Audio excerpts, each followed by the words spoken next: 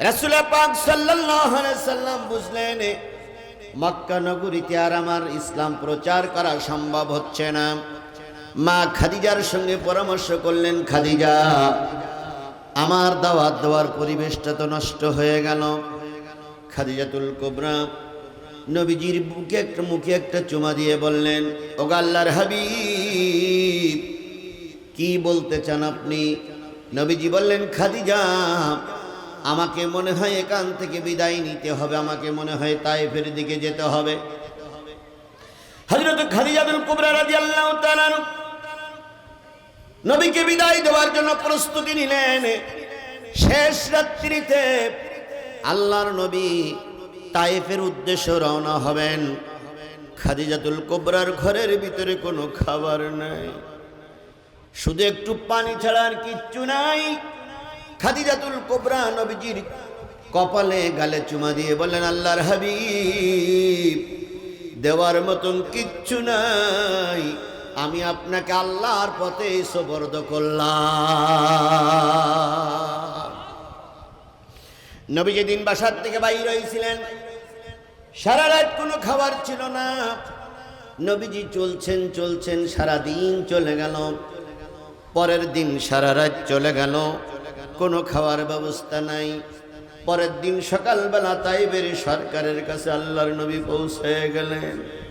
নবী যখন একা একা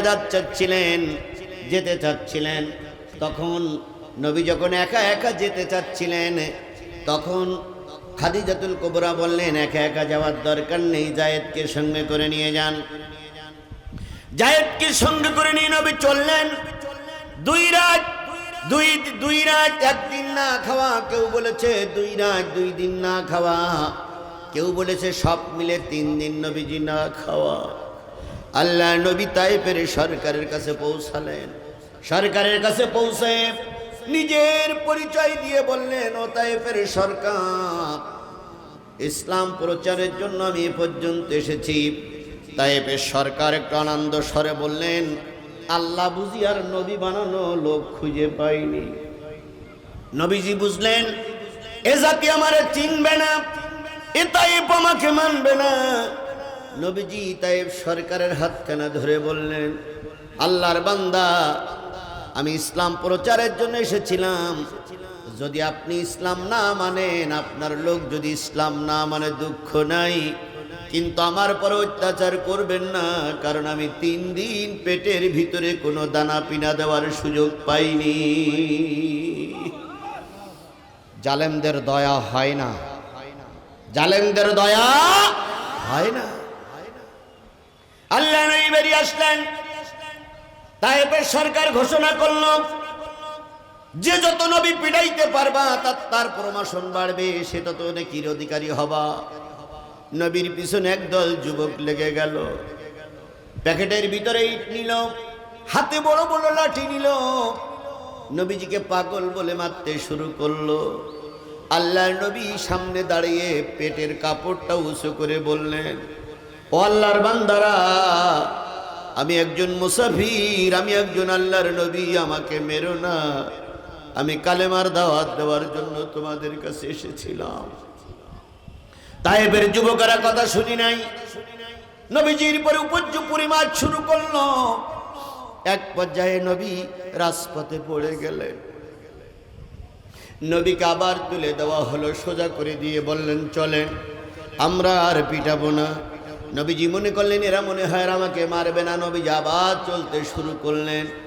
তায়েফের যুবকেরা এসে আবার নবীজির পরে মারতে শুরু করলো। নবীজি তখন জায়েদকে বললেন, জায়েদ, দূরে সরে যাও, আমার বিশ্বাস এদের মনে কোনো দয়া নেই, এরা আমাকে মেরেই ফেলবে।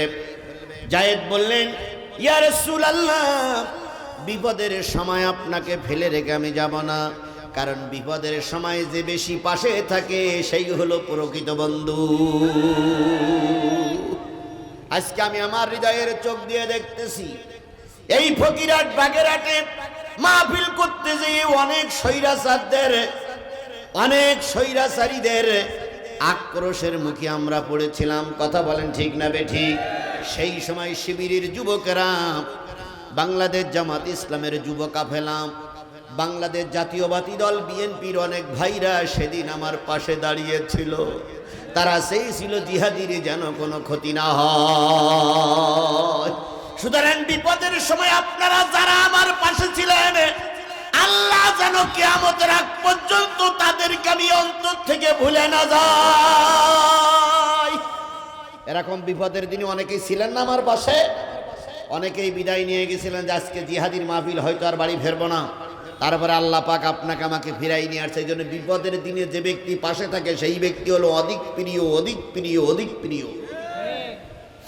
আমার প্রিয় ভাইরা, আল্লাহ নবী সাল্লাল্লাহু আলাইহি সাল্লামকে দ্বিতীয়বার মেরে আহত করা হলো। জায়েদ বললেন আমি চলে যাব না, রাসূল ইশারা করলেন চলে যাও লাশটা শনাক্ত করার জন্য। জায়েদ চলে গেলেন একটু দূরে, তৃতীয়বার মারতে শুরু করলো। মারতে মারতে মারতে মারতে রাসূল পড়ে গেলেন। পড়ে যাওয়ার পর ওরা পাথর মারতে শুরু করলো। এক পর্যায়ে পাথরের স্তূপের নিচে আল্লাহর নবী পড়ে গেলেন। তায়েফের কাফেরেরা পাথরের পরে দাঁড়িয়ে নাচতে শুরু করল আর বলল কুতিলা মুহাম্মদ, কুতিলা মুহাম্মদ, কুতিলা মুহাম্মদ, মুহাম্মদ মারা গেছে, মুহাম্মদ মারা গেছে, মুহাম্মদ মারা গেছে। তাহলে নবীর লাশের পরে একদল আনন্দ করেছিল, তারাও তো মানুষ। এই কথা বলেন, তারা মানুষ না?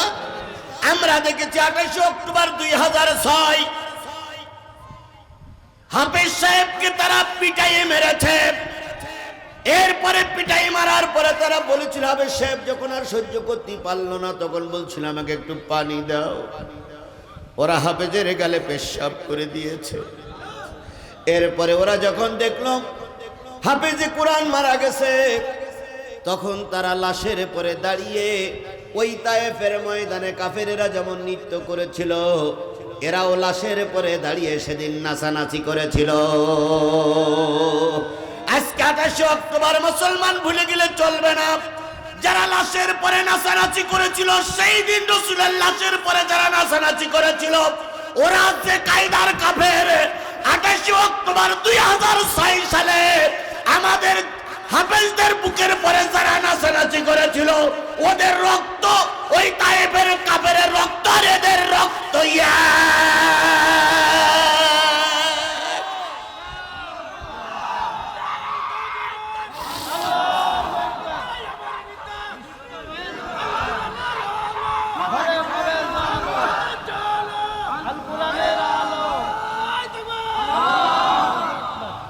টুপি মাথায় দিলেই মুসলমান হওয়া যায় না, মক্কা ঘর জিয়ারত করলেই মুসলমান হওয়া যায় না। মুসলমান হতে গেলে কোরআন হাদিস মেনে চলা লাগে। কথা বলেন, কথা বলেন, কথা বলেন। সেই 28 অক্টোবর স্মরণ হয়। এরপরে আসুন পরবর্তী কাজটা আমাদের কি, ইসলাম আমাদের কি শিক্ষা দিল। ইসলাম আমাদের কি শিক্ষা দিল সেইটাই বোঝানোর জন্য বলছি। তায়েফের লোকেরা মনে করলো রাসূল মারা গেছে, কথা ঠিক না বেঠিক? এরপরে তারা চলে গেল। জায়েদ পালাইছিলেন। কিছুক্ষণ পরে জায়েদ এসে দেখে শুধু পাথর আর পাথর, আর কিছু দেখা যায় না। পাথরগুলো সরালেন, রাসূলকে শনাক্ত করা হলো। আল্লাহ রাসূলের তখন মাথা ফেটে গেছে, কান ফেটে গেছে। হযরত আয়েশা একদিন জিজ্ঞেস করেছিলেন, ইয়া রাসূলুল্লাহ আপনার পিঠে এত ক্ষত চিহ্ন দেখা যায় কেন? ছোটবেলায় কি কোনো ঘা হয়েছিল নাকি? নবীজির চোখ দিয়ে টপ টপ টপ টপ করে পানি পড়ছে। হযরত আয়েশা জিজ্ঞেস করেন, ইয়া রাসূলুল্লাহ একটু বিয়াদবি করে ফেললাম নাকি, দয়া করে বলবেন পিঠে এত আঘাত কেন, আঘাতের চিহ্ন কেন? নবীজি বললেন, আয়েশা তায়েফের লোকেরা আমাকে মেরেছিল জামা খুলে, সেই আঘাতের চিহ্নগুলো তুমি দেখতেছ। সেদিন রাসূলের পিঠে এত আঘাত পড়েছিল, সামান্য একটা জায়গা ফাঁকা ছিল না। রাসূলের দোষ, রাসূল কিসের দাওয়াত দিয়েছে? আরো জোরে বলেন, কিসের দাওয়াত দিয়েছে? তুমি আর আমি কোরআনের দাওয়াত দেবো, মারি খাবো না, এটা কখনো হতে পারে না। তুমি আর আমি যখন ইসলামের দাওয়াত দেবো, মার তখন আসবে, এই অপেক্ষায় থাকতে হবে।